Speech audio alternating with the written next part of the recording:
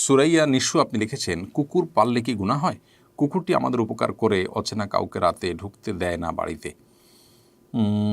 কুকুর পাললে গুনাহ হয়, ব্যাপারটা এরকম নয়। কোরআন হাদিসে কোথাও এরকম কথা নেই যে কুকুর পাললে গুনাহ হয়। হ্যাঁ, কুকুরকে ঘর বাড়িতে মানুষের মতো করে রাখা, এটা হাদিসে নিষিদ্ধ।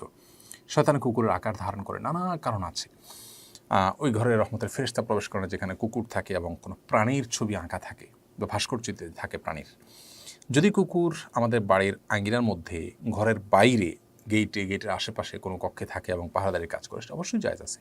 কুকুর দিয়ে শিকার করা, কুকুর দিয়ে পাহারাদারির কাজ করা, এগুলো জায়েজ আছে। এবং সেই সব বিবেচনায় কুকুরের প্রতি সদয় হওয়া, তাকে খাবার দেয়া, চিকিৎসা করানো, এগুলো সবগুলো শুধু জায়েজ নয়, বরং নিয়তের ভিত্তিতে সেগুলো সবের কাজও হতে পারে। অতএব কুকুর পালা এটা কোনো নিষিদ্ধ বিষয় নয়। কুকুরকে বাসা বাড়িতে রাখা নিজেদের মতো করে জাস্ট শখের বশে, সেটা নিষিদ্ধ। তবে হ্যাঁ, কুকুর যদি আপনার কোনো উপকারে নাও আসে, তারপর আপনি কুকুরকে যদি উপকার করেন, তো আপনি সওয়াব পাবেন।